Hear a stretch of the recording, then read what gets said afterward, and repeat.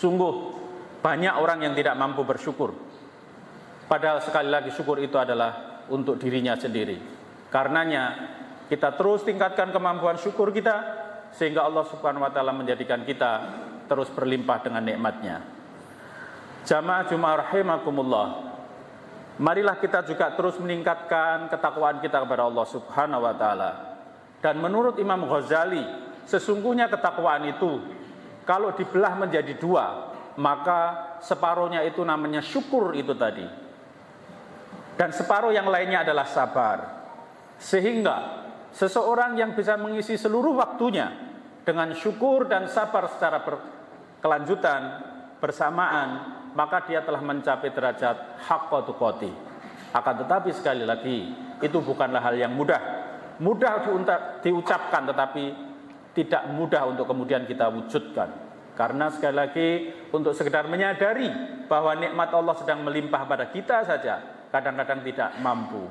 Karenanya jamaah rahimakumullah, salah satu yang diajarkan oleh para ulama kepada kita semua adalah meningkatkan kemampuan kita untuk merasa ada muraqabatullah, ada kebersamaan Allah, ada ma'iyatullah bersama kita. Dengan demikian maka kita mengangkat syukur. Dan banyak hal teknis yang diajarkan oleh Kanjeng Nabi supaya muraqabatullah, ma'iyatullah itu selalu ada di benak kita, di pikiran kita dan hati kita. Di antaranya adalah Kanjeng Nabi menuntun kita dengan semua aktivitas, memulai dari basmalah dan doa-doa tertentu yang diajarkan. Walaupun doa itu bisa saja kita gantikan dengan bahasa kita ketika kita kesulitan untuk mencontoh secara langsung. Doa-doa juga setelah melakukan kegiatan. Itu untuk mengajari kita supaya kita senantiasa ingat pada Allah, supaya seluruh kegiatan kita bersandar kepada Allah Subhanahu wa taala. Sebelum tidur, setelah tidur, memulai pekerjaan, mengakhiri pekerjaan, masuk masjid, keluar masjid, dan seterusnya. Itu semua adalah bagian dari zikir pada Allah, yang dengannya juga akan menenangkan hati kita. Jamaah rahimakumullah, kemudian marilah kita coba tingkatkan kemampuan takwa kita, ketakwaan kita kepada Allah Subhanahu wa taala. Kita hubungkan salah satu referensi takwa yang ada di dalam Quran dengan apa yang sedang kita hadapi secara kekinian. Kita sedang berada di tengah bulan Safar. Bulan Safar adalah salah satu bulan yang dimuliakan oleh Allah Subhanahu wa taala, bulan haram. Allah Subhanahu wa taala berfirman di dalam surat Al-Baqarah ayat yang ke-36. Bismillahirrahmanirrahim. Inna iddatash syuhuri indallahi 12 syahra fi kitabillahi yauma khalaqas samawati wal arda minha arba'atun hurum. Bilangan bulan yang 12 itu adalah ketetapan Allah.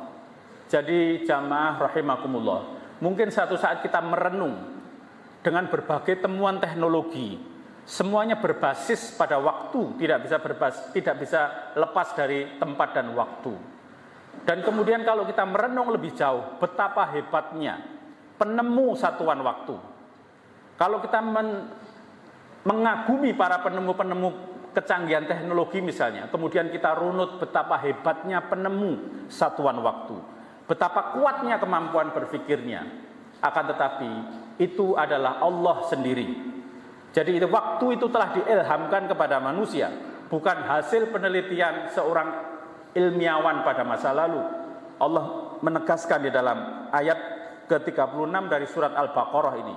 Bahkan bilangan bulan yang 12 itu telah ditetapkan Allah Subhanahu wa taala pada saat Allah menciptakan langit dan bumi. Minha arba'atun hurum. Dari 12 bulan itu ada 4 bulan haram, bulan yang dimuliakan, yang kita kenal dengan Muharram, bulan Safar, bulan Dzulqa'dah, dan bulan Dzulhijjah. Ada beberapa amalan tertentu yang diajarkan oleh Kanjeng Nabi di dalam bulan-bulan itu. Ada amalan-amalan yang diperdebatkan secara fiqhiyah, tetapi ada satu ketetapan yang perlu kita garis bawahi di sini, yang ada hubungannya langsung dengan ketakwaan kita kepada Allah, yang setiap pekan dibahas oleh para khatib sebagai agenda utama, sebagai agenda wajib untuk mengingatkan kita semua. Fala tadzlimu fihinna anfusakum. Inilah hal yang harus kita garis bawahi, ma'asyiral muslimin, jamaah Jumat rahimakumullah. Kalau di dalam bulan Muharram misalnya, di bulan Syuro ada puasa. Di dalam bulan Safar, di dalam bulan Dzulqa'dah, di dalam bulan Dzulhijjah, itu ada satu ketentuan yang sama persis, yakni fala tadzlimu fihinna anfusakum. Janganlah sekali-kali di dalam ayat ini, di dalam penggalan ayat ini, ma'asyiral muslimin jamaah Jumat rahimakumullah, Allah Subhanahu wa taala memberikan takkid, memberikan penekanan. Fala tadzlimu fihinna anfusakum. Jangan sekali-kali kalian melakukan kezaliman terhadap diri kalian sendiri. Jadi kalau di dalam bulan Dzulhijjah misalnya ada puasa Asyura, ada puasa Arafah, di dalam bulan Muharram ada puasa Asyura, ada ibadah-ibadah khusus yang diutamakan. Tetapi ada satu hal yang sekali lagi digariskan untuk kita semua. Jangan sekali-kali melakukan kezaliman pada diri kalian sendiri pada bulan haram itu, 4 bulan itu. Ibadah-ibadah pada bulan haram, jamaah rahimakumullah, pahalanya dijanjikan berlipat dibandingkan dengan bulan-bulan biasa. Demikian juga kezaliman pada bulan haram, maka dosanya, akibatnya juga dilipatkan oleh Allah Subhanahu wa taala, sehingga kita harus berhati-hati. Inilah takwa. Setiap Jumat khatib mengingatkan kepada kita bahwa definisi umum takwa adalah ketaatan kita pada perintah-perintah Allah dan kemauan kita untuk menjauhi larangan-larangan Allah. Dan disinilah kita ketemu dengan konteksnya. Di akhir ayat ini, jamaah rahimakumullah, Allah Subhanahu wa taala mengakhiri ayat 36 dari surat At-Taubah ini dengan wa'lamu annallaha ma'al muttaqin, dan ketahuilah bahwa sesungguhnya Allah bersama dengan orang-orang yang bertakwa. Betapa indahnya ketika kita tahu persis bahwa Allah bersama kita. Satu saat kita mungkin rindu dengan kedua orang tua kita, dan kemudian kita membersamai mereka, hilanglah rindu itu. Timbullah rasa kenikmatan kita bersama orang-orang yang kita cintai. Orang tua kita mungkin, pasangan hidup kita mungkin, anak kita mungkin, atau mungkin idola kita. Kita menginginkan untuk bersamanya, dan ketika sudah ketemu betapa leganya hati. Dan ketahuilah bahwa tidak ada yang melebihi kenikmatan ketika kemudian Allah Subhanahu wa taala membersamai kita. Wa'lamu annallaha ma'al muttaqin, dan ketahuilah bahwa sesungguhnya Allah bersama dengan orang-orang yang bertakwa. Oleh karenanya jamaah rahimakumullah, marilah kita tingkatkan ketakwaan kita pada Allah Subhanahu wa taala, terutama di bulan haram ini, dengan cara fala tadzlimu fihinna anfusakum. Jangan sekali-kali mendolimi diri pada bulan itu. Zalim itu maknanya adalah menempatkan sesuatu tidak pada tempatnya atau tidak secara proporsional. Zalim pada diri sendiri itu ada yang sekedar hukumnya memang dalam hukum fiqhiyah tidak sampai haram, tetapi ada juga yang sampai pada tingkatan haram, tapi semuanya hendaknya untuk tidak kita lakukan. Misalnya kezaliman itu adalah membuang waktu dengan sia-sia, padahal pada saat itu kita bisa melakukan sesuatu yang bisa bermanfaat. Membuang waktu dengan sia-sia padahal pada saat itu kita bisa melakukan sesuatu yang bermanfaat baik untuk diri kita sendiri maupun untuk orang lain. Maka itu termasuk kita telah mendolimi diri kita sendiri karena sebagian jatah waktu kita sia-siakan.